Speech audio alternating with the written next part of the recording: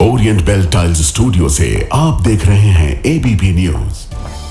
नमस्कार, very good morning. बहुत स्वागत आप सभी का। आप देख रहे हैं एबीपी न्यूज। मैं हूं आपके साथ दीपा। फिलहाल सुबह के 7 बज गए हैं। ये वक्त है न्यूज एट 7 का। शुरुआत बड़ी खबर के साथ हम कर रहे हैं, जो कि बिहार की राजधानी पटना से है। पटना में नीट छात्रा की मौत के मामले में नया मोड़ आ गया है। पुलिस की एफआईआर में छात्रा के साथ दुष्कर्म का जिक्र नहीं है, और वहीं छात्रा के परिजन रेप के बाद हत्या का आरोप लगा रहे थे। छात्रा की पोस्टमार्टम रिपोर्ट पर भी इस सवाल उठ चुके हैं। इस बीच बड़ी खबर सामने आ रही है। नया मोड़ आता हुआ इस पूरे केस में दिखाई दे रहा है। पटना में नीट छात्रा की मौत का ये मामला है। पुलिस की जो एफआईआर है उसमें छात्रा के साथ दुष्कर्म की बात नहीं है, दुष्कर्म का जिक्र नहीं है। और वहीं परिजन लगातार ये कहते रहे कि छात्रा के साथ गलत हुआ है।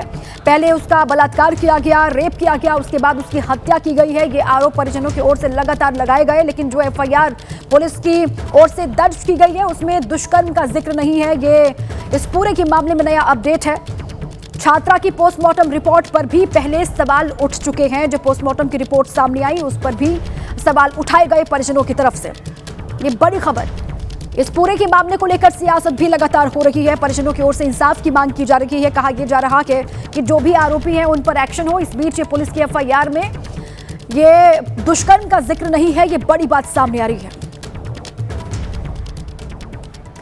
इसी बीच एक बड़ी खबर आपको हम दे दें। देश में बड़े आतंकी हमले का अलर्ट है। 26 जनवरी पर आतंकी हमले की साजिश की जा रही है, और खुफिया एजेंसियों के हवाले से ये बहुत बड़ी खबर सामने आ रही है। 26 जनवरी पर बड़े आतंकी हमले का अलर्ट।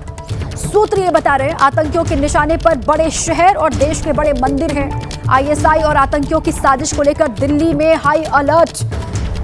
आतंकी हमले के लिए 26-26 सीक्रेट कोड रखा गया था। ये बात सामने आ रही है कि अभी भी ये कोड रखा गया है आतंकी हमले को लेकर 26-26 का। अब इस कोड के मायने क्या है, इसके बारे में भी जानकारी जुटाई जाएगी। दिल्ली, अयोध्या, जम्मू का रघुनाथ मंदिर टारगेट पर है आतंकियों के, जिसके लिए सुरक्षा बढ़ा दी गई है। ये बड़ी खबर। देश के अलग अलग शहर, बड़े शहर जहां पर आतंकी हमले की साजिश की जा रही है, और देश के जो बड़े धाम हैं, बड़े मंदिर हैं, उनको भी टारगेट पर लिया जा सकता है।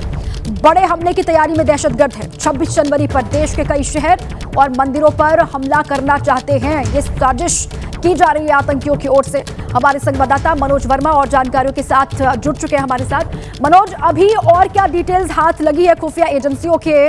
ये साजिश कैसे रची जा रही थी और कहां पर इसको अंजाम देने की कोशिश की जा रही है, इसके बारे में क्या डिटेल्स है?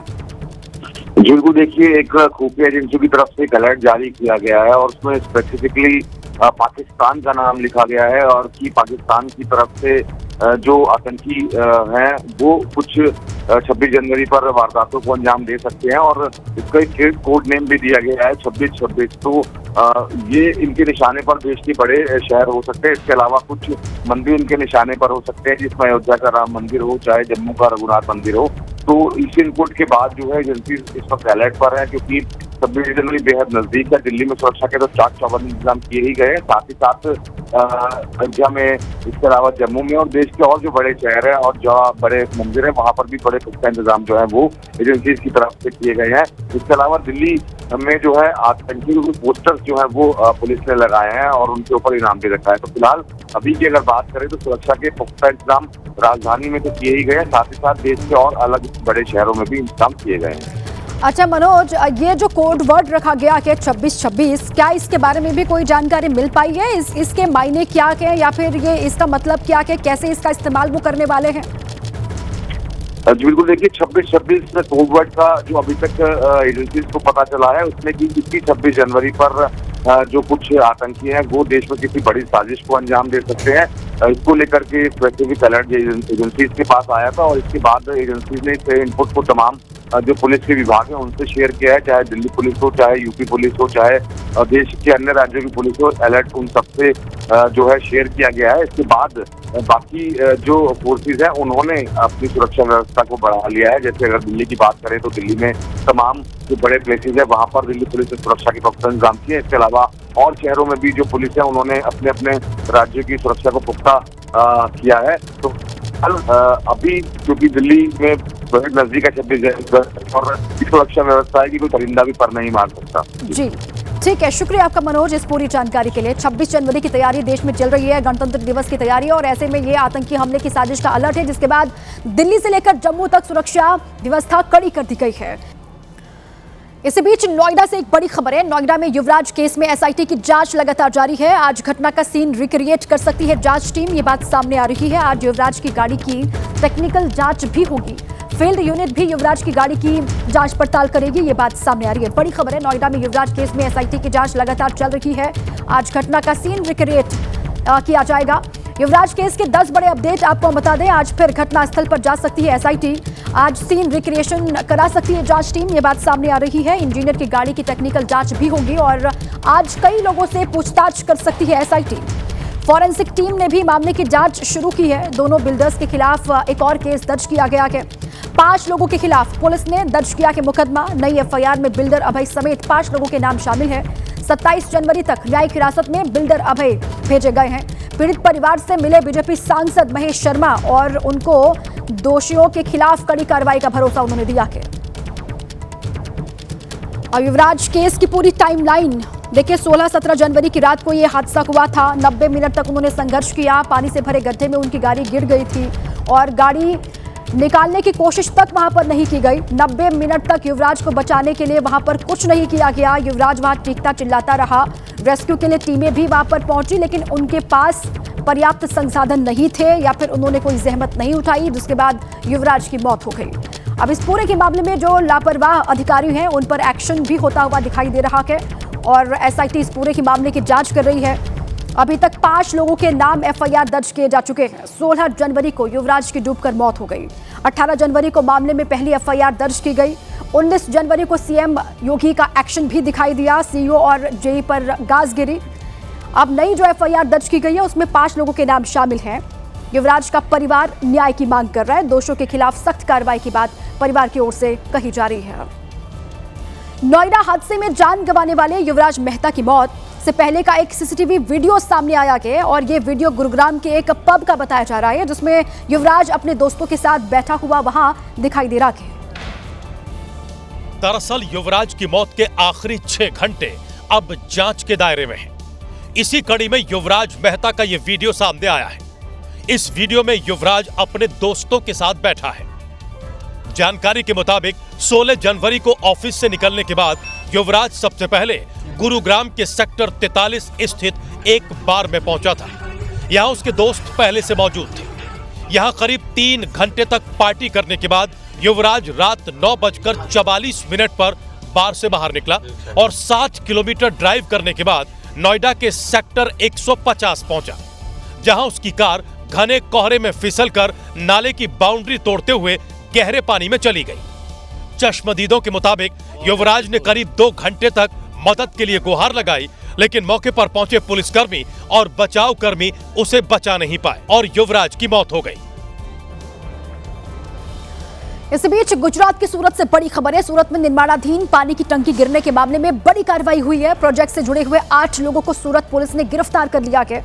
आरोपियों से मामले में पूछताछ कर रही है सूरत पुलिस। ये बड़ी जानकारी सामने आ रही है। इस पूरे ही मामले पर एक्शन होता हुआ दिखाई दे रहा है। दरअसल 19 जनवरी को सूरत में 21 करोड़ की लागत से बनी पानी की टंकी अचानक से ध्वस्त हो गई थी, जिसके बाद सरकार के निर्देश पर पहले एग्जीक्यूटिव और डिप्टी एग्जीक्यूटिव इंजीनियर को सस्पेंड किया गया। वहीं अब जल विभाग की तहरीर पर प्रोजेक्ट से जुड़े हुए 8 लोगों की गिरफ्तारी हुई है, जिसमें एग्जीक्यूटिव इंजीनियर अंकित गरासिया, डिप्टी एग्जीक्यूटिव इंजीनियर जय चौधरी के साथ ही दोनों काम करने वाली एजेंसियों से जुड़े हुए जो लोग हैं वो भी शामिल बताए जा रहे हैं, जिनको गिरफ्तार किया गया है। और वो कोलैप्स हो गई थी और उसमें 3 जितने मजदूर को नॉर्मल इंजरी भी हुई थी। एफआईआर दर्ज करवाई थी और उसमें जो भी आरोपी है कि जिसको टेंडर लगा था वो जयंती कंस्ट्रक्शंस प्राइवेट लिमिटेड, उनके ओनर जयंती भाई पटेल और उनकी जॉइंट वेंचर बाबूलाल अंबालाल की जो पीढ़ी है, उनके तीनों पार्टनर बाबूलाल, जस्मीन भाई और धवल भाई, वो तीनों को अरेस्ट किया गया है। अगली खबर हरियाणा से है। हरियाणा के फरीदाबाद में दिल को दहला देने वाली एक घटना सामने आई है, जहां एक स्कूल बस ने बाइक सवार 3 छात्रों को जोरदार टक्कर मार दी, जिससे बाइक सवारों की जान पर बन आई। जिन बाइक सवारों को टक्कर मारी वो स्कूल जा रहे थे, लेकिन तभी तेज रफ्तार बस आई और बाइक को टक्कर मार दी। ये पूरी घटना सीसीटीवी में कैद हो गई। हालांकि जैसे ही टक्कर लगी, बस वाले ने तुरंत ब्रेक लगा दिए, लेकिन तीनों छात्र बुरी तरह घायल हो गए। स्थानीय लोगों ने उन्हें अस्पताल में भर्ती कराया। स्कूल जा रहे थे मोटरसाइकिल से, बिल्कुल अपने साइड थे, बस वाले ने टक्कर मार दी। एक बच्चा बहुत ज्यादा सीरियस है, 2 बोल तो रहे हैं मगर उनको भी बहुत ज्यादा चोट है। ये पूरी घटना फरीदाबाद के सेक्टर 16 की है और जिस जगह ये एक्सीडेंट हुआ वहां से पुलिस स्टेशन चंद कदमों की दूरी पर है, लेकिन इसके बाद भी पुलिस को आने में काफी देर लग गई। वहीं घायल छात्रों में 2 11वीं और एक 9वीं कक्षा का छात्र है। किसी ने भी हेलमेट नहीं पहना था, जिसमें से एक छात्र प्रथम की हालत गंभीर बताई जा रही है, जबकि अन्य 2 छात्र खतरे से बाहर हैं। यूपी के अमरोहा से खबर है। अमरोहा में बीच बाजार महिलाओं के 2 गुटों के बीच जमकर मारपीट हो गई। बताया यह जा रहा है कि मेले में सामान खरीदने को लेकर इनके बीच में विवाद शुरू हुआ। मेले में महिलाओं के बीच ये चप्पल फाइट चल रही है। महिलाओं के 2 गुट एक दूसरे पर हमलावर हैं। कोई किसी के बाल पकड़कर खींच रहा है तो कोई सामने वाले को जमीन पर गिराने की कोशिश में है। कोई किसी से कम नहीं पड़ रहा है। मेले में जैसे ही ये बवाल हुआ, अफरा तफरी मच गई। बताया जा रहा है कि सामान खरीदने को लेकर ये पूरा हंगामा हुआ। इस घटना का किसी ने वीडियो बना लिया और वायरल कर दिया। गजरौला थाने के बिजौरा गांव में लगे मेले की ये घटना बताई जा रही है। इसी बीच यूपी के मुरादाबाद से एक बड़ी खबर है। मुरादाबाद में ऑनर किलिंग से सनसनी फैली हुई है। प्रेमी प्रेमिका का 3 भाइयों ने मिलकर कत्ल यहां पर कर दिया और हत्या के बाद मंदिर के पीछे खेत में काजल और अरमान के शव को दफना दिया गया। दोनों के प्रेम संबंध से काजल का परिवार, लड़की का परिवार खुश नहीं था, ये बात सामने आ रही है और प्रेमी के पिता की शिकायत पर यह एक्शन पुलिस की ओर से अब लिया गया है। कहा जा रहा है कि दोनों भाइयों को हिरासत में पुलिस की ओर से लिया गया है, जो हत्या के आरोपी हैं। बताया जा रहा है कि काजल नाम की लड़की का गांव के ही अरमान नाम के लड़के से प्रेम प्रसंग था। 3 दिन पहले अरमान अपनी प्रेमिका से मिलने उसके घर गया, तभी लड़की के भाइयों ने दोनों को पकड़ लिया और इतना पीटा कि दोनों की हत्या कर दी। इस वारदात का पता उस वक्त चला जब अरमान के परिजनों ने उसकी गुमशुदगी की रिपोर्ट लिखाई। बाद में पुलिस ने जांच की तो शक की सुई काजल के भाइयों तक जा पहुंची और सख्ती से पूछताछ करने पर पूरा सच सामने आ गया। उसके भाइयों से जब पूछताछ की गई तो उनकी निशानदेही पर दोनों के शवों को बरामद किया गया। घटना में प्रयुक्त एक फावड़ा भी जिसके द्वारा हत्या की गई वो भी बरामद किया गया है। पुलिस ने 2 भाइयों को गिरफ्तार कर लिया है, तीसरे की तलाश जारी है। इस घटना से पूरे गांव में तनाव है, जिसे देखते हुए इलाके में भारी पुलिस फोर्स की तैनाती की गई है। अब खबर विदेश से है। ग्रीस से खबर है। ग्रीस के एथेंस शहर में बाढ़ ने ऐसा तांडव मचाया हुआ है कि जिंदगी पर ब्रेक लग गया है। सड़कों पर आए सैलाब में कई कारें कागज के तिनके की तरफ बहती हुई दिखाई दी। खबरों में आगे बढ़े। यूपी के बहराइच से खबर है। बहराइच में एक तेंदुआ जंगल से निकलकर रिहायशी इलाके में आ गया और एक घर में घुस गया। इस घटना का सीसीटीवी वीडियो भी सामने आया है, आपको दिखाते हैं। दबे पांव ये तेंदुआ एक घर में दाखिल होता है। जैसे ही अंदर घुसता है, कुत्ते भौंकना शुरू कर देते हैं। बताया जा रहा है कि जैसे ही कुत्तों ने भौंकना शुरू किया, घर वाले जाग गए। तेंदुआ काफी देर तक घर में चहलकदमी करता रहा और उसने एक गाय को अपना शिकार भी बना लिया। यह पूरी घटना सीसीटीवी कैमरे में कैद हो गई। इस घटना के बाद से पूरे इलाके में दहशत का माहौल है। पूरी जानकारी वन विभाग को दी गई। अब वन विभाग की टीम तेंदुए को पकड़ने का प्रयास कर रही है। यह पूरा मामला थाना सजौली के माटीही गांव का बताया जा रहा है। कर्नाटक से अगली खबर है। कर्नाटक के धारवाड़ में दिल को दहला देने वाली एक घटना सामने आई है, जहां एक युवती की गला घोंटकर बेरहमी के साथ हत्या कर दी गई और शव को सड़क पर फेंक दिया गया। जैसे ही युवती का शव सड़क किनारे मिला, पूरे इलाके में हड़कंप मच गया। युवती की पहचान जाकिया के रूप में हुई है, जो पैरामेडिकल की पढ़ाई के बाद नौकरी की तलाश में थी। घटना के दिन वो घर से लैब के लिए निकली थी, लेकिन रात को घर नहीं लौटी। बाद में खोजबीन के बाद उसकी लाश लावारिस हालत में सड़क किनारे पड़ी मिली। पुलिस के मुताबिक युवती की हत्या दुपट्टे से गला घोंटकर की गई। वहीं मृतक के परिजनों का रो रो कर बुरा हाल है। पुलिस मामले की जांच में जुटी है, लेकिन अभी तक हत्या के पीछे का मकसद साफ नहीं हो पाया है। तेलंगाना से खबर है। तेलंगाना में एंटी करप्शन ब्यूरो ने भ्रष्टाचार के खिलाफ कार्रवाई की है और यह कार्रवाई एक निलंबित अधिकारी के ठिकानों पर हुई है, जहां से 10 करोड़ रुपए की अवैध संपत्ति बरामद हुई है। 500 रुपए के नोटों के ये बंडल निलंबित अधिकारी वेंकट रेड्डी के ठिकानों से ही बरामद हुए हैं। वेंकट रेड्डी हनुमाकोंडा जिले में अतिरिक्त कलेक्टर के पद पर तैनात था और जब छापेमारी हुई तो इस अकूत संपत्ति के बारे में पता चला। 5 दिसंबर 2025 को वेंकट रेड्डी को 60,000 रुपए की रिश्वत लेते हुए रंगे हाथों पकड़ा गया था। इसी के बाद ये अधिकारी जांच एजेंसीज के निशाने पर था। एंटी करप्शन ब्यूरो ने हैदराबाद समेत कई जिलों में एक साथ वेंकट रेड्डी के ठिकाने पर छापा मारा। 10 करोड़ रुपए से ज्यादा की संपत्ति, 2 किलो सोना और 30 लाख रुपए नगद बरामद हुए। राजस्थान के अजमेर से अगली खबर है। अजमेर में चोरों ने एक बैंक को निशाना बनाया। चोरी की इस वारदात को जिस अंदाज में यहां अंजाम दिया गया उसे देखकर पुलिस अधिकारी भी हैरान रह गए। चोर बैंक ऑफ बड़ौदा की छत तोड़कर अंदर दाखिल हुए थे और करीब 1.25 करोड़ रुपए की कीमत का सोना चुराकर भाग निकले। ये बैंक केकड़े इलाके में पुलिस थाने के सामने मुख्य चौराहे पर मौजूद है। इसके बावजूद चोरों ने इत्मीनान से इतनी बड़ी वारदात को अंजाम दिया।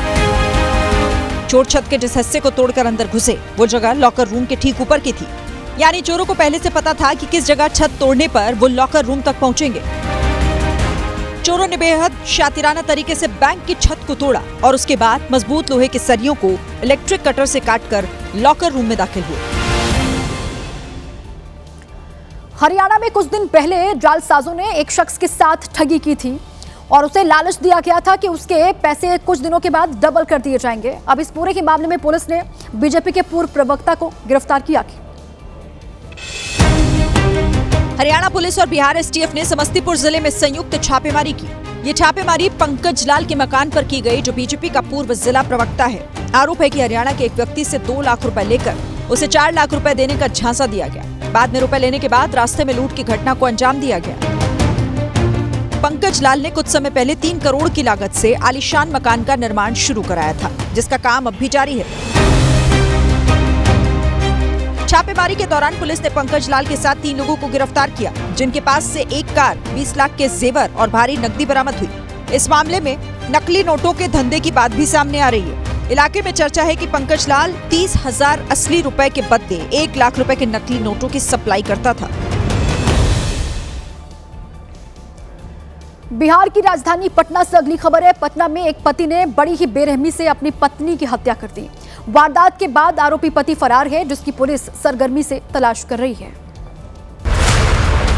2024 में विजेंद्र और प्रीति की शादी हुई थी। दोनों शादी के बाद खुश थे, लेकिन कुछ महीनों से पति विजेंद्र का व्यवहार अचानक से बदल गया और वो छोटी छोटी बातों पर प्रीति से लड़ने लगा। लेकिन देर रात तो हद ही हो गई। जब प्रीति अपने दोस्तों के साथ एक धार्मिक शोभा यात्रा में डांस करने गई तो विजेंद्र आग बबूला हो गया। रात में दोनों के बीच विवाद हुआ और इसी दौरान पति विजेंद्र ने प्रीति की सलबट्टे से कूचकर हत्या कर दी। जब तक प्रीति को अस्पताल ले जाया जाता तब तक उसकी मौत हो चुकी थी। वारदात को अंजाम देने के बाद विजेंद्र महिला के सभी गहने लेकर फरार हो गया।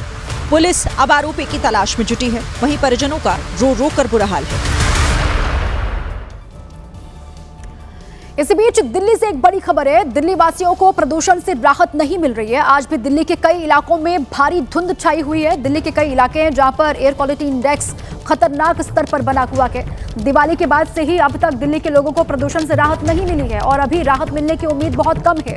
दिल्ली के कई इलाके हैं जहां पर पोल्यूशन का लेवल बहुत खतरनाक है।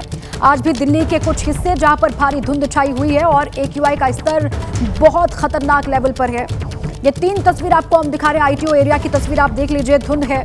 मयूर विहार की तस्वीर भी आपके सामने है जहां पर धुंध की चादर को आप देख पा रहे हैं और एम्स क्षेत्र की तस्वीर भी आपको हम दिखा रहे हैं जहां पर भी धुंध आपको नजर आएगी।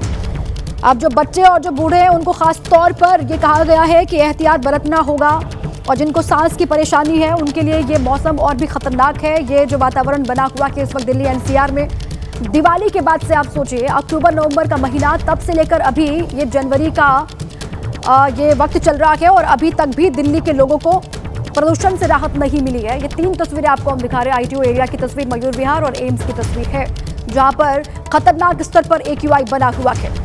सरकार ने कई कदम उठाए जरूर हैं, लेकिन अभी तक एक भी कदम काम नहीं आया और लगातार खतरनाक स्तर पर बना हुआ है प्रदूषण का स्तर दिल्ली NCR में और दिल्ली वालों को अभी फिलहाल राहत इससे नहीं मिलने वाली है।